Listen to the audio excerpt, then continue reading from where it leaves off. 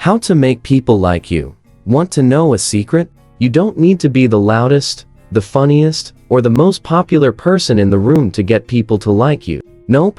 It's not about having a million followers or a dazzling smile, though that doesn't hurt. It's about something way simpler and way more powerful. Stick with me for the next few minutes, and I'll spill the beans on how to make people want to be around you. Like, they'll be texting you, "Yo, where are you at?" all the time. Ready? Let's dive in. I'm gonna break this down into 3 big ideas: being present, showing heart, and owning your vibe. These are like the ingredients for a killer smoothie. Blend them right, and you've got something everyone wants a sip of. Mess up the balance, and it's like adding too much kale. Yuck. Let's get it right. Part 1.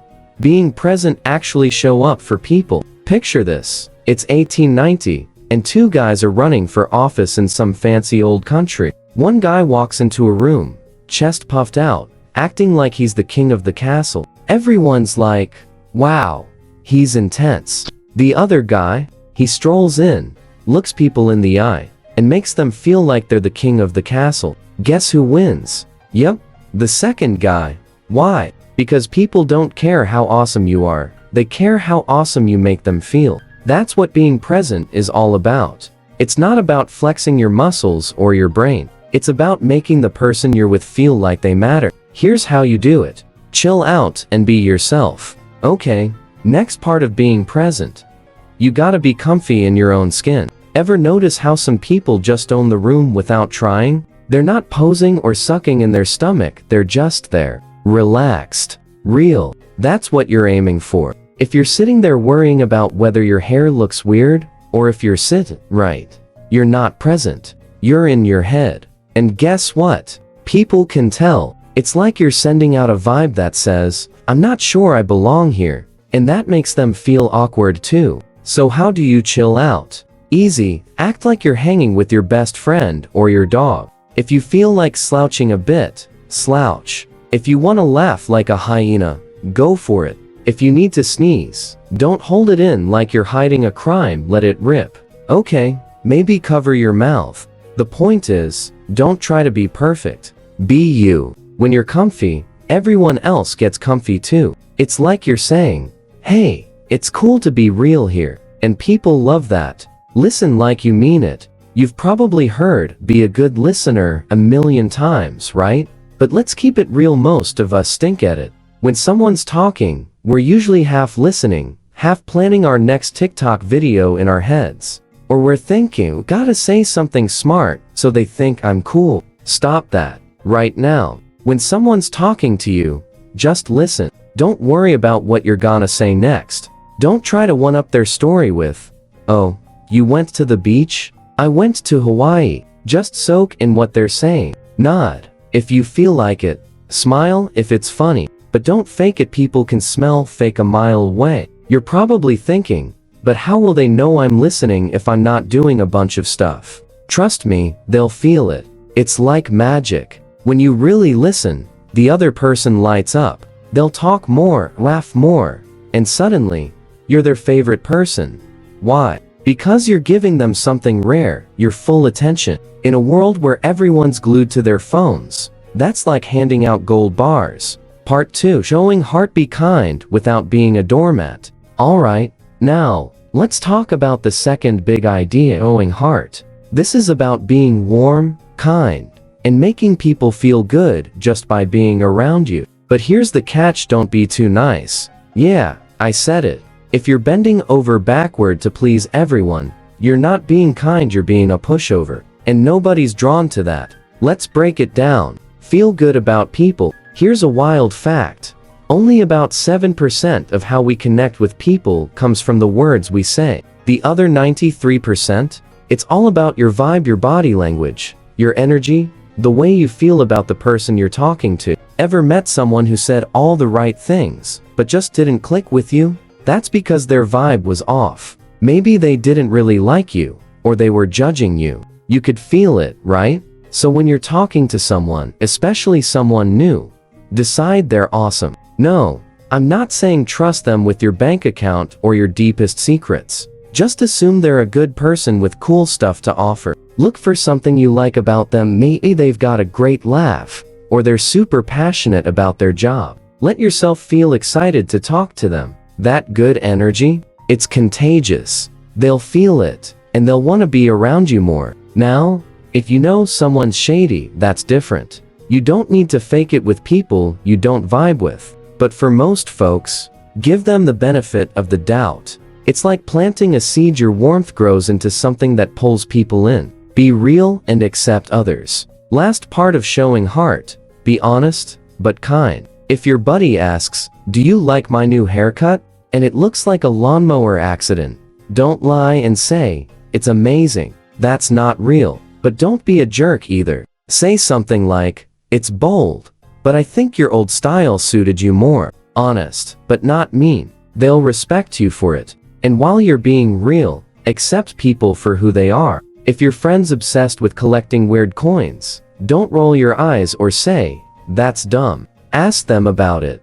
Be curious. You don't have to love coins too, but you can love that they love it. When you accept people's quirks, they feel safe around you. And safety? That's the secret sauce for deep connections. Give without expecting anything back. Another way to show heart is by giving. Not money or gifts, though those are nice sometimes. I'm talking about giving advice, ideas, or just a little boost. Say your friend's stressing about finding a new apartment. Don't just nod and say, "That sucks." Toss out something helpful like, "Hey, I saw this app that lists cheap places. Wanna check it out?" Boom. You just added value to their day. But here's the key.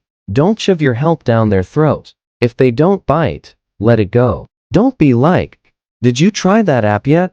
Huh? That's not giving, that's nagging. Just offer something useful and move on. When you give without expecting a pat on the back, people notice. They'll start seeing you as someone who makes their life better, and that's magnetic. Part 3. Owning your vibe. Be confident without being cocky. Alright, we're on the home stretch with the third big idea, owning your vibe. This is about having that inner strength that makes people go, "Whoa, that person's got it together." It's not about being the loudest or the bossiest, it's about being sure of who you are. Let's unpack it. Don't chase approval. First rule of owning your vibe. Stop trying to make everyone like you. Seriously. If you're always fishing for compliments or agreeing with everyone to avoid conflict, you're not owning your vibe, you're renting it out. People are drawn to folks who know who they are and aren't afraid to show it. So don't talk about yourself all the time to seem cool. And don't nod like a bobblehead when someone says something you don't agree with. If you don't like spicy food and your friend's raving about their ghost pepper hot sauce, say, "Nah, that's too wild for me." It's not about being rude, it's about being real. When you stop chasing approval, people respect you more. Funny how that works, right?